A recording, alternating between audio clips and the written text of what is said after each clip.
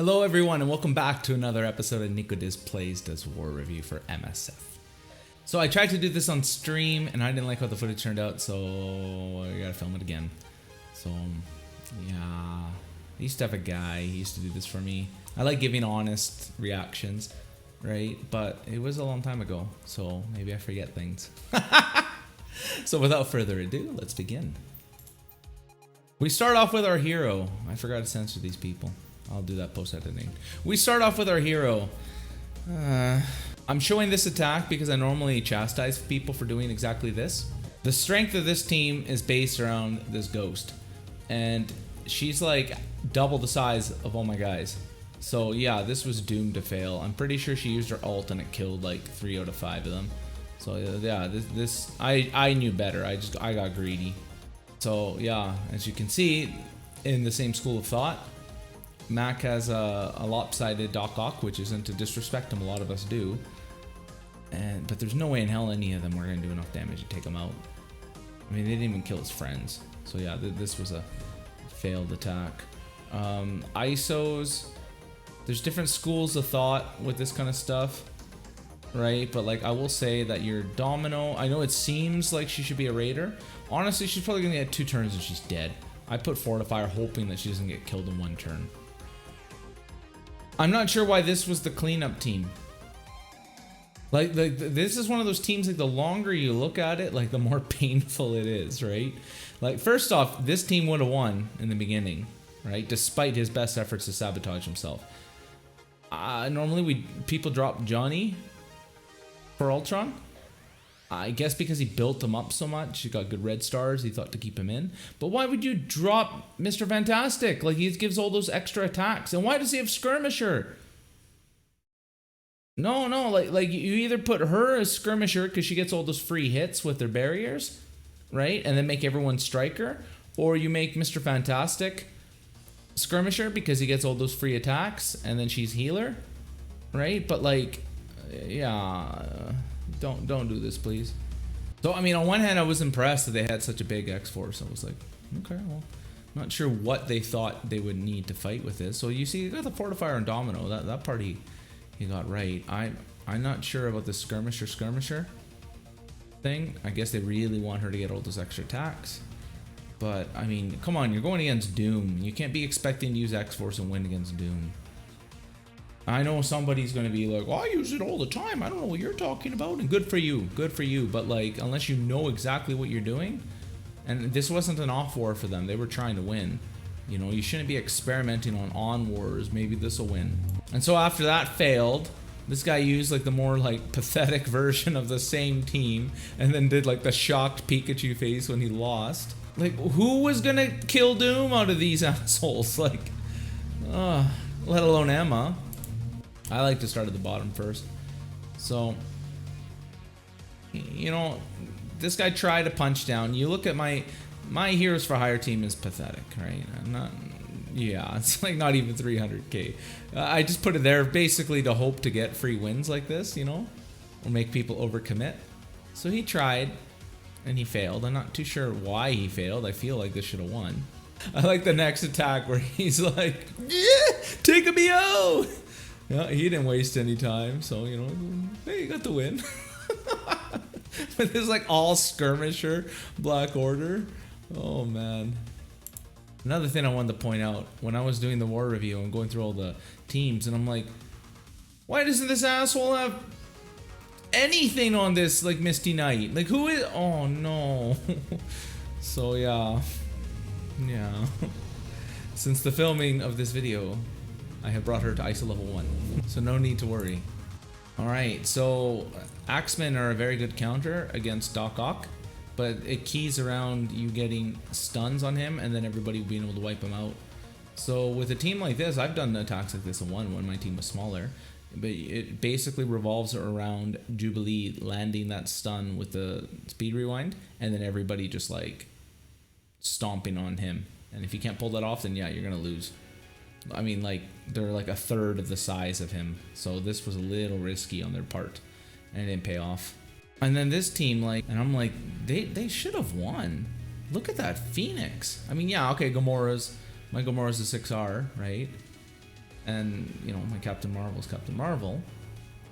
But then I was like looking at the ISOs and I'm like, okay, he's got, I've never seen Skirmisher and Colossus, never once.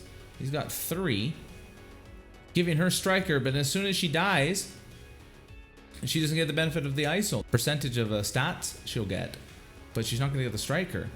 So she would have literally been better off to put, like, I don't know, Raiders on all of them or give him Striker. I'm not saying that's a good idea. I'm just saying that anything basically would have been better than that. Because, I mean, this isn't a particularly buff-heavy team, so it's not like she really... I keep saying she, right? And it's not like this player needed to really take off buffs on me. So thanks for the win. Made me feel good. So this isn't a counter for this team, and I'm impressed that they did as well as they did. Mind you, Pyro, there's certain things that might make this a counter. Like, for one, he brings them all together, this Magneto, and then Pyro gets rid of all those heals that Doc Ock put. So that's handy. Get him a little 50%. He could put a heal block on. That's pretty handy. And they don't really have any debuff removals, right? But, like, the thing is that this team runs out of steam so quickly, and, like, Pyro's basic is just going to be healing Doc Ock, and Toad's basic, yeah, it's got utility, but it's not going to be doing any damage, right? So, like, basically nobody was here. Like, they were all just doing their basics, just healing him. So yeah, not a good idea. And then this is like a theme for this alliance we went against. Like, this team could have won if they had used it right off the bat, but instead, like, started off with this team, and it was the same player. So I don't know what happened here, guys. I don't think he knows what happened there. Thing with using power armor against Wave 1 Avengers is that if you can't get that ability block on Hawkeye, he's going to ruin your day. And what I mean by that is that this team is designed to go in a very specific order, right? If you get slows on the wrong person, you're done, right? Like, you basically, you need to get his speed bar to go up. You need to get Riri to do her defense down. You need Ironheart to get rid of all the buffs and give everybody offense up.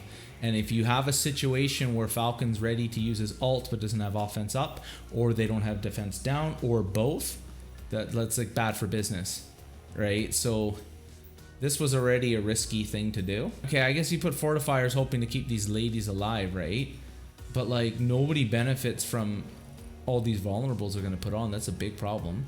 So yeah, too bad, so sad. So I know this is the right counter to use, but, like, it's typically with these inhumane teams where you have, like, Black Bolt, like, built up pretty well, you have Yo-Yo decently built up, and then the rest are like 50k.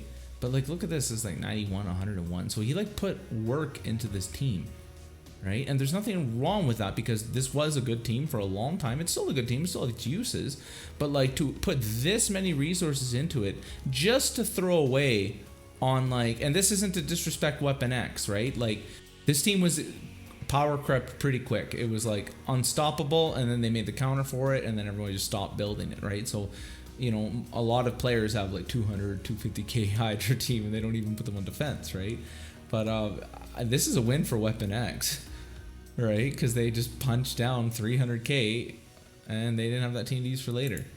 So when I see the proper counter fail, the first thing I think is, okay, let's check their ISOs. And then you check, and it's like, oh, they have no ISOs. The next thing I'm, like, looking at, like, I could just be old, but that's gear 13, right? But, like, why are their stats so low? Are we looking at, like, 5-star 2R or something like that? Like, anyway, I mean, as far as Merc team goes, this isn't even one of the better ones, right? No disrespect to E-Warrior, but, like, yeah, I guarantee you if he had ISO'd this up, he could have, this would have gone a lot differently, right? Moreover, you do need to put some investment in this team. I like this team. Now, don't get me wrong, they're not going to start promoting using X-Force over the other teams that are currently in the game, right? But, like, all you need to make this team viable, you need minimum 1 passive in her. And then the more passives you put in these ladies. And then every other T4 you put in it just determines how high you can punch up. Right, so you don't need her ult and her special, or her ult and her special. right? You don't need anything in Deadpool or Cable. It just, the more you have, the bigger a punch up, the more efficient and reliable, the more reliable the team is. But you just throw together this team and, like, you know, he probably got T4s and these guys, and then you lose, you wonder why. So then the player comes back with a smaller team. At least he ISO'd up, right? But yeah, of course he's not going to get any. And like, to me, like, these ISOs are just like, are they even trying here? Come on, like, they all skirmisher X-Force. There's nobody with Striker to take advantage of all those skirmishing. I guess he thought because of all the buffs. I don't know if there was any logic put into this, but you typically want to be feeding like somebody these double taps, right? And yeah, not good, no good. So again with the ISOs, I hate to sound like a broken record, right? But like, he really benefits from Striker. He does so much damage. And she's like one of the best raiders in the game. You use her basic, she does 4 hits. It's almost guaranteed to get a vulnerable on somebody, right? So, I mean, this seemed like a bit of a waste. And then you take this team here. I mean, normally we drop Elsa, you put Hela on, and then you can punch up quite effectively. This team is a pretty decent counter. I used to use them before everybody started using Hela, but I would try to do more of a punch across. The problem is with Black Widow that with her special she can clear debuffs, which these guys are very debuff heavy. And with a big Black Widow like that, I'm pretty sure that she had that. So yeah, this wasn't going to win. Mr. Free to Play. So I looked at this one a couple times, and you know, there's the obvious mess ups with the ISO, like 3 strikers but nobody to put a single vulnerable, right? And then like I don't know what this team is, like Aimtron Ghost Aimtron, and I've never seen a Ultron not built up. It's almost disrespect. Like, why even bother getting Ultron if you're not even going to build them up? If somebody just unlocked Ultron today and they were close, they already had like Kestrel and Ghost and like better characters, then I would say yeah, leave them, right? But like, how long did this Ultron sit on this guy's roster? Like, I just raised more questions than it answered. And, you know, Mr. Free to Play, you know how he is, where he's very focused on resource management and puts more priority into raids. So, I mean, like, this isn't a very good Asgardian team. He built up the one character that would help him complete content, and the rest didn't really need to be used to complete content, so he didn't work on it. So that's understandable. And to be honest, my Asgardian team looks like basically the exact same, right? But, like, I know Aimtron was a counter to this team, but look at this Hela! She blasted, like, I guarantee these 3 to hell, and I hope him on the first move. So yeah, like, I hope he was like, fuck, as he like got tossed, because he deserved it. Alrighty, and next here we have Agent Venom. So this is a punch down on this team. And I mean, this is a tricky one. This is definitely a tricky one, right? Because, you know, he put silver there, so it kind of messes everything up. But punch down, is that a punch down? Yeah, that is. That should have won. And then, so like I said, whenever I see a fail like that, I think, okay, well, let's check out the ISOs. And oh, okay. So healer, skirmisher, fortifier. Yeah, that sounds about right? Because, you know, why bother having somebody take advantage of all those vulnerables that he's going to put, right? And, you know, he does crazy amount of damage, but yeah, you should blue ISO his healing. Yeah, good thinking. Yeah, and fortifier, yeah, because I hate it when I don't want my Proxima to die, but yeah, that's obviously more important than her doing more damage or taking off more buffs. Yeah, I agree. Yeah, it was just RNG. He lost because of RNG. Yeah. All right, and NBA Freak. So, yeah, I kind of messed up here, and I covered up the TCP, right? I remember back in the day when like X-Men was like the team.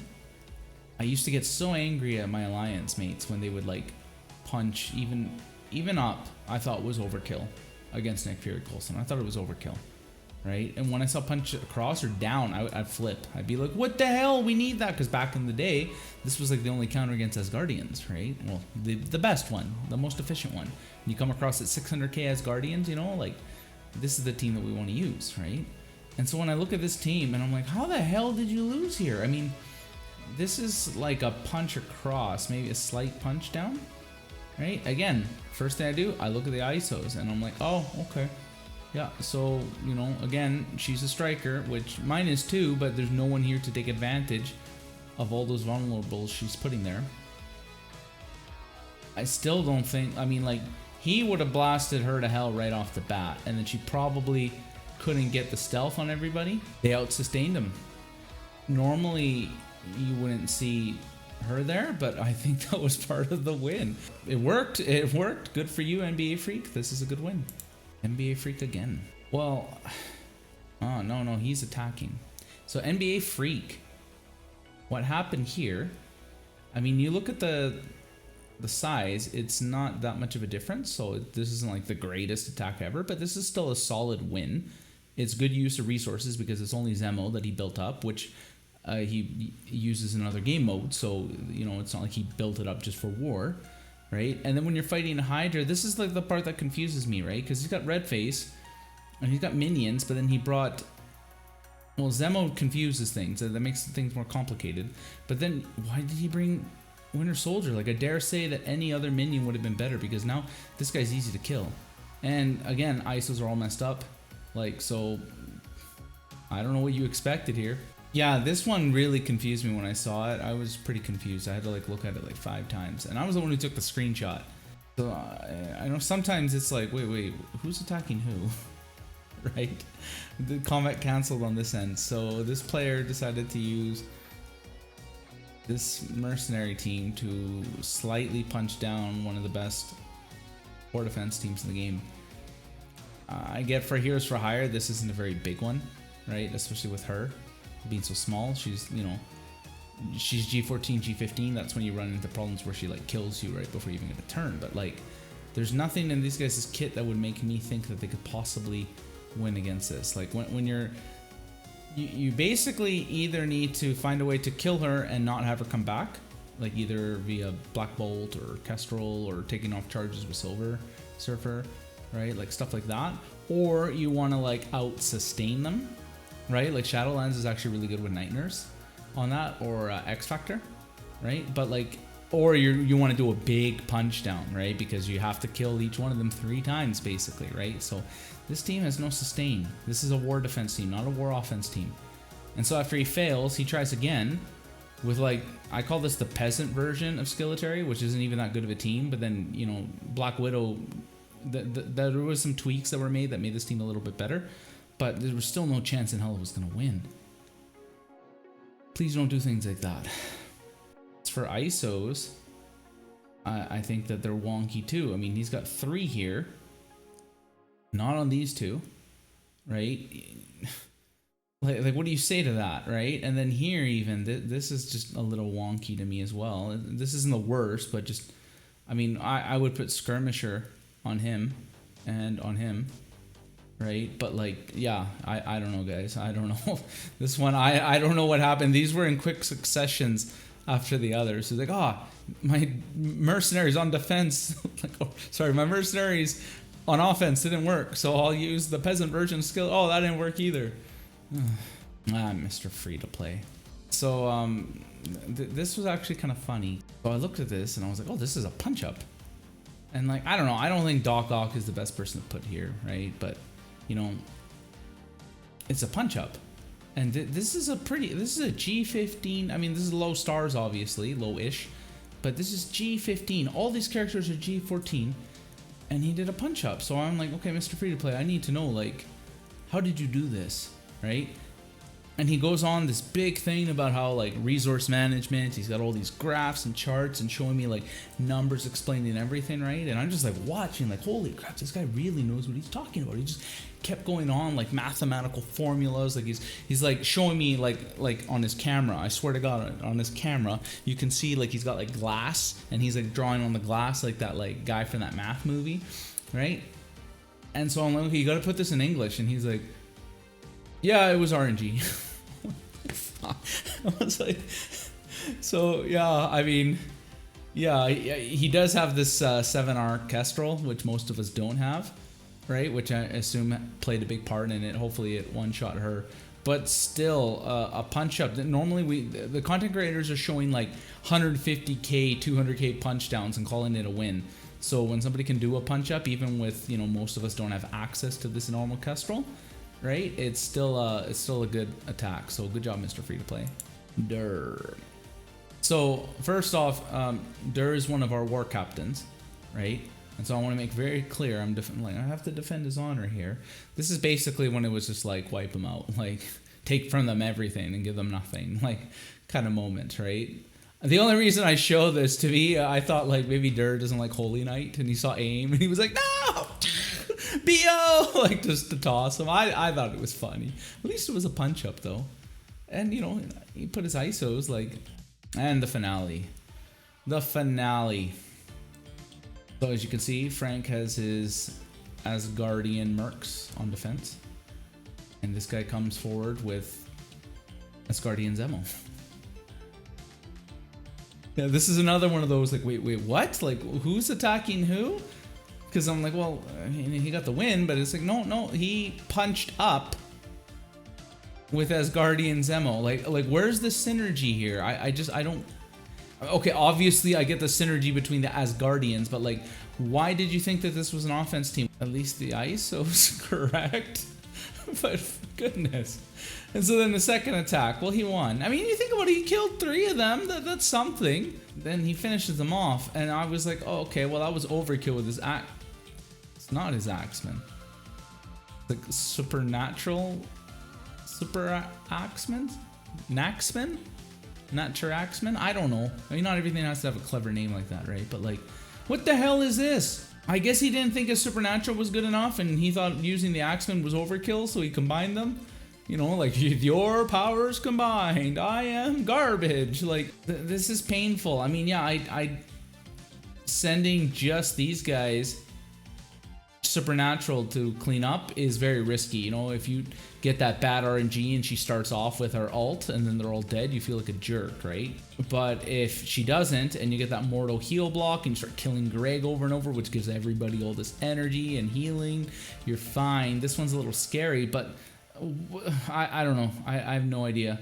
Typically, I always tell this to players. I say, like, don't try to come up with your own teams, because the majority of the time they're going to suck. I'm not saying that you have to cookie cutter teams every single time, right? And you don't have to be like one of those content creators like Philosopher or Casino to come up with your own team. But like in this instance, like, he just butchered a good team to clean up. Like, there's no logic here. This doesn't make any sense. I would have rather him use his Axeman and then have a supernatural at least for one of those small little teams that you come across later, rather than do this. So I don't know, guys. I don't know. Well, that's where we're gonna call it there. Thank you very much for watching, everyone. I appreciate it. If you've noticed, I've started streaming again, Marvel Strike Force. I stream other games too. I don't think anyone cares though. Outward, Stardew Valley, and Hearts of Iron. But I'm starting Marvel Strike Force again. I'm trying to figure out a schedule, but I'm thinking I'm going to do it like 3 times a week. Typically do it later on in the day, because, you know, the reality is if I'm on during the day, you're probably at work. So later on at night, that's when you can hang out with me. I like to tell stories about my life. I do War Review Live sometimes, and I'm willing to do roster reviews to help anyone out. So yeah, just feel free to stop by. I will put the link in the description down below. And thank you all for your time. Have a good night.